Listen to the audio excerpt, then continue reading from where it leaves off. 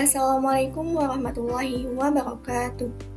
Halo Sobat Fisik, kenalin, nama aku Dena Anastasia, mahasiswi S1, Program Studi Pendidikan Fisika, Fakultas Pendidikan Matematika dan Ilmu Pengetahuan Alam, Universitas Pendidikan Indonesia. Di sini saya akan menjelaskan materi mengenai gravitasi. Adapun materi yang akan dibahas mencakup 5 hal. Yang pertama yaitu interaksi gaya, yang kedua hukum-hukum Kepler, yang ketiga hukum gravitasi Newton, yang keempat massa gravitasi dan massa inersial, dan yang terakhir yaitu energi potensial, energi total, dan juga orbit. Selanjutnya akan membahas tentang interaksi gaya fundamental di alam. Interaksi gaya fundamental di alam ada 4, yaitu interaksi kuat, interaksi elektromagnetik, interaksi lemah, dan juga interaksi gravitasi. Namun, pada kesempatan ini, saya akan membahas mengenai interaksi gravitasi. Interaksi gaya gravitasi merupakan interaksi yang paling lemah di antara 4 interaksi lainnya yang tadi telah disebutkan. Interaksi gaya gravitasi tidak akan berubah atau diabaikan dalam bahasan fisika partikel elementer yang masanya sangat kecil, dan akan berpengaruh ketika dalam bahasan tata surya yang masanya sangat besar. Selanjutnya akan membahas mengenai hukum-hukum Kepler. Hukum Kepler ditemukan oleh seorang matematikawan dan astronom Jerman bernama Johannes Kepler. Beliau merupakan asisten dari Tycho Brahe yang merupakan seorang astronom yang mencatat posisi planet-planet di langit bumi. Penemuan Kepler didasari data yang diamati yang telah diobservasi oleh Tycho Brahe.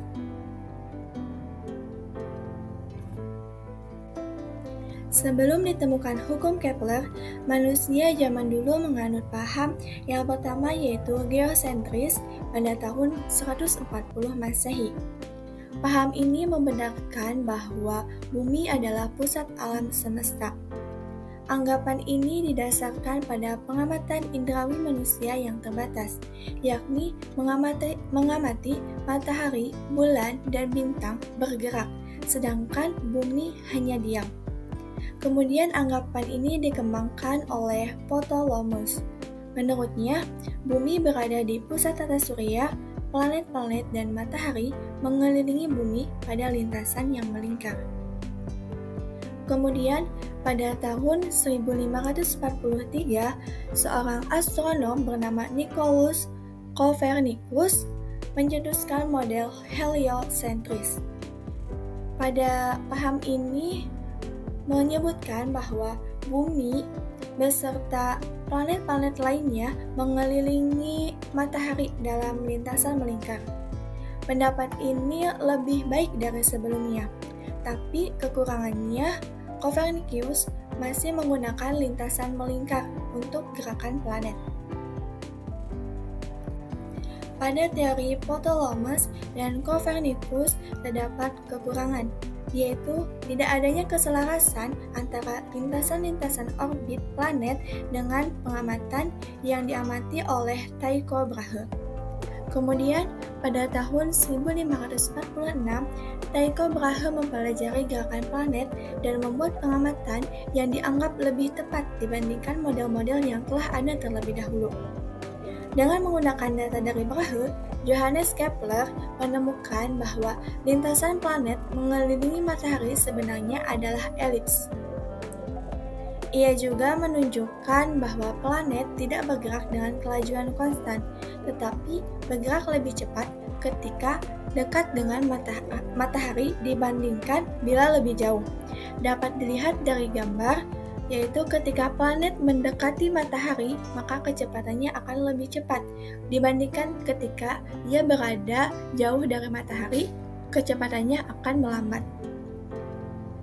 Kemudian, akhirnya muncul hukum Kepler. Sebelum membahas mengenai hukum Kepler, di sini saya akan menjelaskan mengenai gambar elips. Di sini ada sebuah elips dengan F merupakan titik fokus, sedangkan jarak horizontal A merupakan sumbu semi mayor, sedangkan jarak B yang vertikal merupakan sumbu semi minor. Elips akan menjadi lingkaran jika titik-titik fokus berimpit. A dan B adalah sama. Elips akan menjadi lingkaran. Selanjutnya yaitu hukum Kepler. Bunyi hukum Kepler ke-1 yaitu semua planet bergerak dalam orbit elips dengan matahari di salah satu fokusnya. Dapat dilihat dari gambar ini menunjukkan bahwa planet mengelilingi matahari yang merupakan pusat tata surya. Karena lintasan yang ditempuh planet merupakan elips, maka memiliki dua titik fokus, yaitu titik fokus F1 dan juga titik fokus F2. Jarak planet terdekat dengan matahari di sini merupakan jarak aphelion, sedangkan jarak planet terjauh dengan matahari di sini dinamakan perihelion.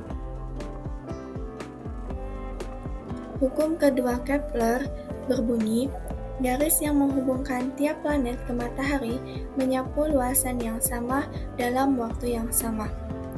Ketika planet berada di titik aphelion atau titik yang terdekat dengan matahari, maka memiliki kecepatan yang semakin besar. Sedangkan pada titik perihelion atau titik terjauh dengan matahari, maka memiliki kecepatan yang semakin kecil. Dari gambar ini juga menjelaskan bahwa luas A1 sama dengan luas A2 sama dengan luas A3 sama dengan luas A4 sama dengan luas A5 sama dengan luas A6. Yang terakhir yaitu hukum ketiga Kepler berbunyi kuadrat periode tiap planet sebanding dengan pangkat 3 jarak rata-rata planet dari matahari dengan rumusan T pangkat 2 berbanding R pangkat 3 sama dengan konstan. Kita analisa rumusan ini. Di sini ada sebuah gambar di mana ada matahari dengan simbol M besar dan juga ada planet dengan simbol M kecil. Jarak matahari kepada planet disimbolkan dengan R. Gaya gravitasi berfungsi sebagai gaya sentripetal planet dengan disimbolkan bahwa gaya gravitasi besarnya sama dengan gaya sentripetal planet, di mana gaya gravitasi rumusnya kita ketahui bahwa rumus gaya gravitasi itu G kali M besar atau M matahari dikali M kecil planet dibagi R kuadrat jarak sama dengan gaya sentripetal ini rumusnya yaitu massa dikali percepatan sentripetal. Dari persamaan ini kita dapat eliminasi M kecil sehingga menjadi G M per R sama dengan pi kuadrat, di mana dapat kita ketahui pi merupakan kecepatan, yaitu perbandingan jarak dibagi waktu. Misalkan planet menempuh satu keliling, maka waktu yang diperlukan sama dengan waktu periode, di mana satu putaran merupakan keliling lingkaran dengan rumusan 2VR per T waktu atau periode. Sehingga kita dapatkan rumus G M per R pi kuadratnya dari pi ini 2πr per T dikuadratkan menjadi 4pi kuadrat kali R kuadrat per T kuadrat.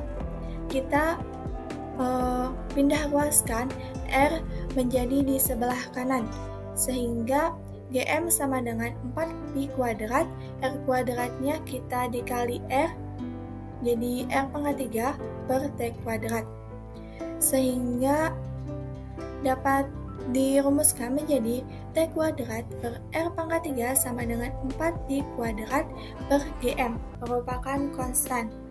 Konstan karena bilangan ini merupakan konstanta. Sehingga dapat disimpulkan rumusan ini menjadi T1 kuadrat per R1 kuadrat sama dengan T2 kuadrat per R2 pangkat 3. Contoh soal mengenai hukum ketiga Kepler. Di sini ada sebuah soal di mana diketahui bahwa perbandingan antara jarak planet P dan Q ke matahari yaitu 1:4. Dan juga periode planet P mengelilingi matahari adalah 40 hari. Dan yang ditanyakan yaitu periode planet Q. Soal tersebut dapat kita selesaikan dengan rumusan hukum ketiga Kepler, yaitu TP kuadrat dibagi RP pangkat 3 sama dengan TQ kuadrat dibagi RQ pangkat 3. Sehingga kita peroleh untuk mencari TQ atau periode planet Q, yaitu TP akar dari RQ per RP pangkat 3. Sehingga TQ sama dengan TP-nya yaitu 40, akar dari RQ-nya 4 dibagi RP-nya 1 pangkat 3. Sehingga kita peroleh TQ sama dengan 40 dikali 4 pangkat 3 sama dengan 64 dibagi 1, 64. Akar dari 64 yaitu 8, sehingga 40 kali 8 sama dengan 320 hari. Kesimpulannya yaitu periode planet Q yaitu 320 hari. Selanjutnya yaitu hukum gravitasi Newton. Langsung saja kita ke contoh soal ya.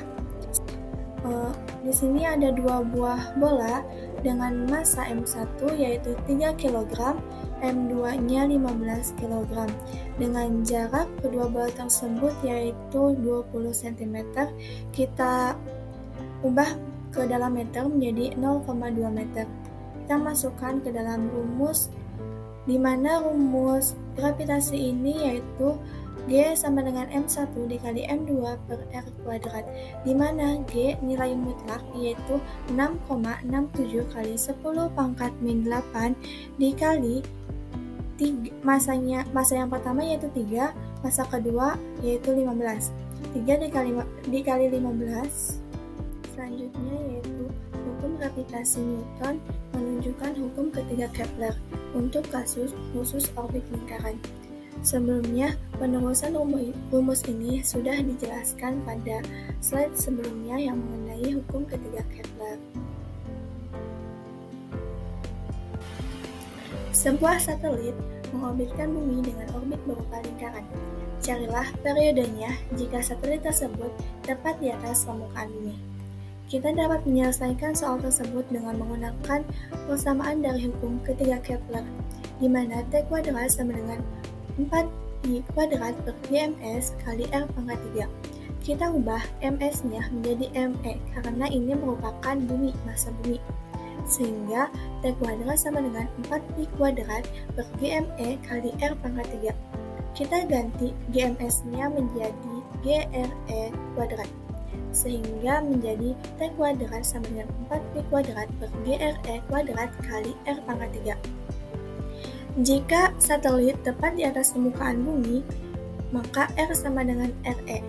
Sehingga untuk mencari nilai T-nya, kita peroleh rumus T sama dengan 2pi dikali akar RE per G. Sehingga 2pi sama dengan akar dari 6,37 kali 10 pangkat 6 meter per 9,81 meter per second kuadrat. Kita eliminasi nilai N-nya, sehingga diperoleh T sama dengan 5,006 maksudnya 5 kali 0,6 kali 10 pangkat 3 sekon atau 84,4 meter.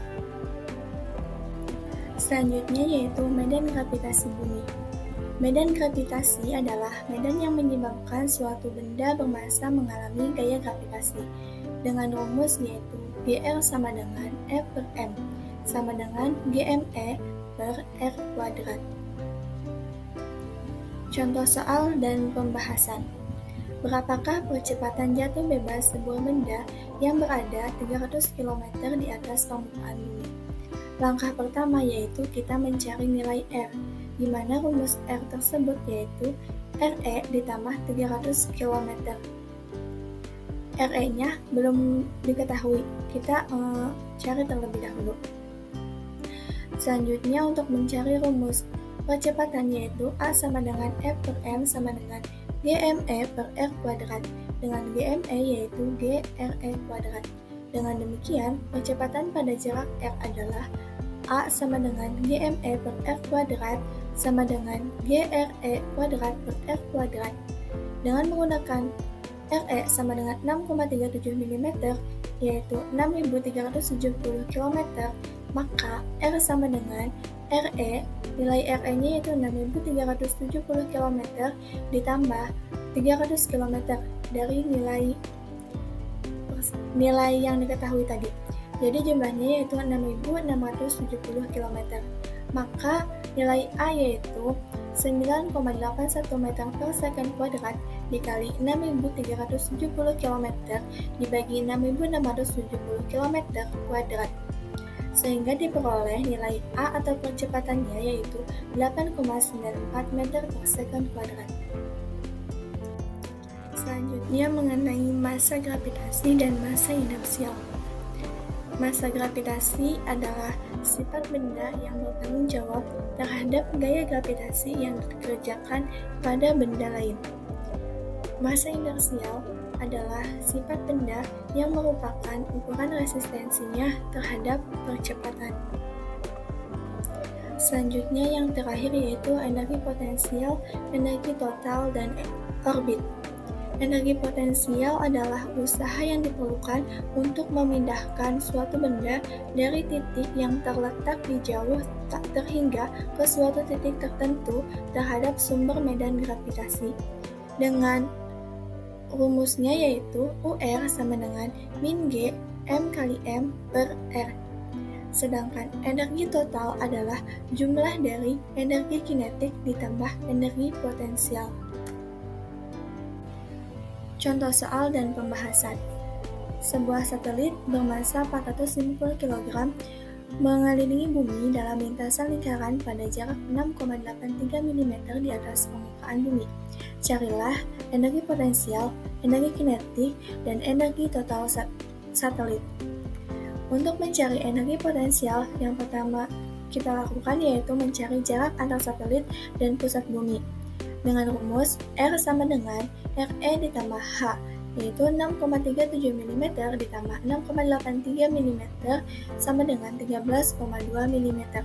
Selanjutnya kita mencari energi potensial dengan rumus U sama dengan min GME kali M per R. Kita masukkan semua nilainya dan diperoleh hasilnya yaitu min 13,6 gigajoule. Selanjutnya kita mencari energi kinetik. Dalam contoh terdahulu, kita dapatkan bahwa dalam orbit lingkaran, energi kinetik adalah separuh energi potensial. Karena itu, energi kinetik satelit menjadi K sama dengan setengah GM E kali M per R sama dengan min 1/2 U sama dengan min 1/2 dikali nilai energi potensialnya yaitu min 13,6 gigajoule, yaitu dihasilkan 6,80 gigajoule. Selanjutnya kita mencari energi total satelit. Energi total adalah jumlah energi potensial dan energi kinetik, di mana E sama dengan K ditambah U sama dengan 6,80 gigajoule ditambah min 13,6 gigajoule, hasilnya yaitu min 6,80 gigajoule. Energi total sama dengan negatif energi kinetik. Baik, sekian materi yang dapat saya sampaikan. Mohon maaf apabila ada kesalahan dalam penyampaian materinya, karena di sini saya masih belajar. Sebelum saya tutup, saya akan membacakan sebuah kata-kata motivasi dari Imam Syafi'i, yaitu Jika kamu tidak sanggup menahan lelahnya belajar, maka kamu harus sanggup menahan perihnya kebodohan. Sekian dari saya. Wassalamualaikum warahmatullahi wabarakatuh.